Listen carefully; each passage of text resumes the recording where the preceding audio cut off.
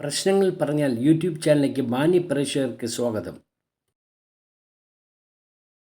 ആശംസ അർപ്പിക്കാൻ ശ്രീ എം നജീബിനെ ക്ഷണിക്കുന്നു. ബഹുമാന്യനായ അധ്യക്ഷൻ ശ്രീ എം എം ഹാസൻ, ഈ പുസ്തകം പ്രകാശനം ചെയ്ത ഡോക്ടർ എം ഐ ഷാഹദുള്ള, നമ്മുടെ പുസ്തക രചയിതാവ് നയനാർ മുഹമ്മദ്, ശ്രീ സക്കീർ ഹുസൈൻ, നമ്മുടെ ഏറ്റവും ബഹുമാന്യനായ ശ്രീ എം ആർ തമ്പാൻ, സ്നേഹിതരും കുടുംബാംഗങ്ങളും. ഞാൻ ആക്ച്വലി പുസ്തകം വായിച്ചില്ല, സത്യം പറയണമല്ലോ. കാര്യം വായിക്കാൻ സമയം കിട്ടിയില്ല. പുസ്തകം ആക്ച്വലി നയനാർ മുഹമ്മദ് ഒരാഴ്ച മുമ്പ് എന്നെ തന്നാണ് വായിക്കണമെന്ന് പറയും. പക്ഷേ ഇപ്പോൾ ഇവിടെ ഇരുന്നിട്ട് കുറച്ച് ഇങ്ങനെ വായിച്ചു വാങ്ങി. വളരെ അത്ഭുതകരമായ ഒരു പുസ്തകമാണ്, വളരെ അത്ഭുതകരമായ ഒരു പുസ്തകമാണ്. കാര്യം ഒരുപാട് അറിവ് നമുക്ക് പല കാര്യങ്ങളിൽ പകർന്നു തരുന്ന കാര്യങ്ങളാണ് ഈ പുസ്തകത്തിനകത്തുള്ളത്. ഇത് എല്ലാവരും നിർബന്ധമായി വായിച്ചിരിക്കണം. ഇങ്ങനെ പുസ്തകം എഴുതിയ ശ്രീ നയനാർ മുഹമ്മദിനെ ആദ്യം തന്നെ വളരെ ഹൃദയപൂർവ്വം അഭിനന്ദിക്കുകയാണ്. കാര്യം ഒരുപാട് പഠനം നടത്തിയാണ് ഇങ്ങനെ ഇദ്ദേഹം ഈ പുസ്തകം എഴുതിയിരിക്കുന്നത്. നമ്മുടെ ഈ ഒരു ബിഗ് ബാങ് തിയറിയിൽ 1380 കോടി വർഷങ്ങൾക്ക് മുമ്പാണ് പ്രപഞ്ചത്തിൻ്റെ ആരംഭം എന്ന് പറഞ്ഞിട്ടുണ്ട്. അതിനുശേഷമാണ് ശൂന്യതയും സമയമൊക്കെ ഉണ്ടായെന്നാണ് അദ്ദേഹം റിസർച്ച് നടത്തി കണ്ടിരിക്കുന്നത്. 1929 എഡ്വിൻ ഹബിൾ എന്ന ശാസ്ത്രജ്ഞൻ ടെലസ്കോപ്പിലൂടെ ഗാലക്സികളെ നിരീക്ഷിച്ച് പഠനം നടത്തി, അത് പ്രകാശം വെച്ച് പഠനം നടത്തിയാണ് അദ്ദേഹം ഇത് പറഞ്ഞിരിക്കുന്നത്. അപ്പോൾ ഇതെല്ലാം നമ്മൾ ഇതെങ്ങനെയാണ് കണ്ടുപിടിക്കുന്നതെന്ന് നമുക്ക് ആലോചിക്കുന്നത്. കാര്യം നമ്മൾ സാധാരണ നോവലും അല്ലെങ്കിൽ ചില ലേഖനങ്ങളും അല്ലെങ്കിൽ അത്യാവശ്യം ചില പുസ്തകങ്ങളൊക്കെ വായിച്ചു പോകും. പക്ഷേ ഇത് വളരെ അത്ഭുതകരമായ സ്റ്റീഫൻ ഹോക്കിങ്ങിനെ പറ്റി എഴുതിയിട്ടുണ്ട്. 21-ാം വയസ്സിൽ മോട്ടോർ ന്യൂറോൺ എന്ന ചികിത്സയില്ലാതെ അപൂർവ രോഗം പിടിപ്പെട്ടിട്ട് അവസാനം ഡോക്ടർമാർ വിധിച്ച 2 വർഷമാണ്. പക്ഷേ അദ്ദേഹം ജീവിച്ചിരുന്നത് 56 വർഷമാണ്. എന്നിട്ട് അദ്ദേഹം ലോകത്തിലെ ഏറ്റവും വലിയ ശാസ്ത്രജ്ഞന്മാരിലാണ്. അത് നല്ല കൃത്യമായിട്ട് എഴുതുന്നു. അതുപോലെ തന്നെ ഈ നമ്മുടെ പരിശുദ്ധ ഖുർആനിൽ പറഞ്ഞിരിക്കുന്നൊരു കാര്യമാണ് സ്വർഗം എന്ന് പറയുന്നത്. ഇദ്ദേഹം ഒരു സമാന്തര പ്രപഞ്ചം എന്നാണ് പറയുന്നത്.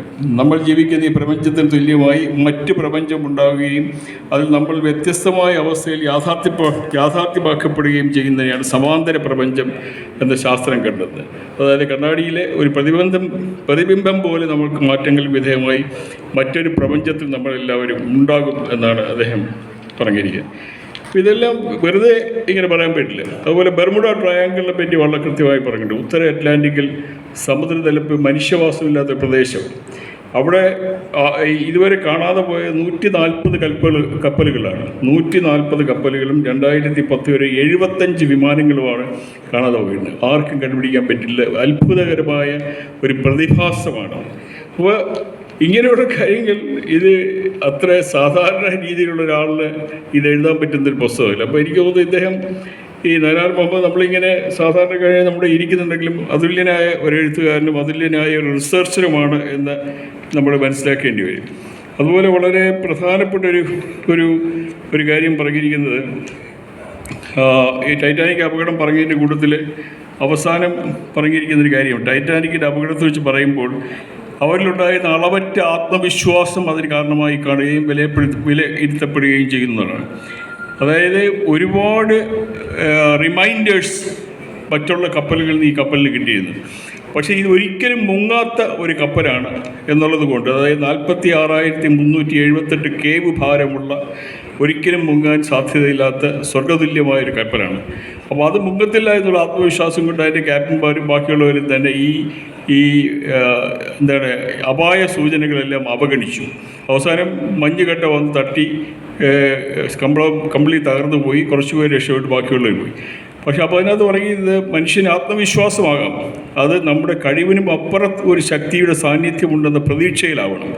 അഹങ്കാരം മനുഷ്യരെ എവിടെ കൊണ്ട് എത്തിക്കുന്നതിൻ്റെ പാഠമാണ് ടൈറ്റാനിക് അപകടം.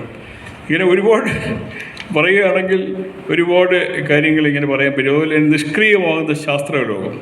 1911 ജൂലൈ 14 റോമിൽ നിന്ന് ഇറ്റലിയിലേക്ക് 100 യാത്രക്കാരുമായി പുറപ്പെട്ട ട്രെയിൻ ഒറ്റ ദിവസം കൊണ്ട് അപ്രത്യക്ഷമായൊരു സംഭവം വളരെ ഭയാനകമായിരുന്നു.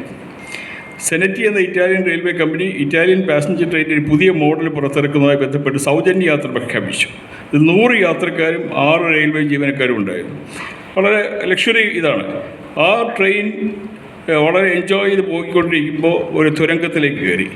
ആ ട്രെയിൻ തിരിച്ച് പുറത്തു വന്നില്ല. ആ ട്രെയിനിനെ പറ്റി യാതൊരു വിവരമില്ല. അപ്പോൾ ഇതെല്ലാം അത്ഭുതകരമായ കാര്യങ്ങളാണ് അദ്ദേഹം റിസർച്ച് നടത്തി കണ്ടുപിടിച്ച് ഇത് വളരെ കൃത്യമായി ഇവിടെ ഈ ബുക്കിൽ പറഞ്ഞിരിക്കുന്നത്. കുറേ വായിച്ചിട്ടുണ്ട്. പിന്നെ വേറൊരു കാര്യം എന്ന് പറഞ്ഞാൽ ദൈവവിശ്വാസത്തിലെ ധന്യാവസ്ഥ.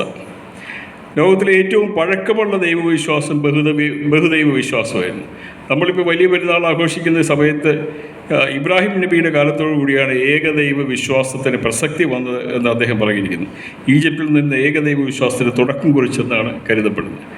അപ്പോൾ ഇതൊക്കെ കണ്ടുപിടിച്ച് എഴുതണമെന്നുണ്ടെങ്കിൽ ചെറിയൊരു പരിപാടിയിൽ അങ്ങനെ എഴുതി ഒപ്പിച്ച് അഡ്ജസ്റ്റ് ചെയ്ത് കൊണ്ടുപോകാൻ പറ്റുന്നൊരു കാര്യമില്ല. നല്ലവണ്ണം പഠിച്ച് സമയം സ്പെൻഡ് ചെയ്ത് തന്നെയാണ് അദ്ദേഹം ചെയ്തിരിക്കുന്നത്.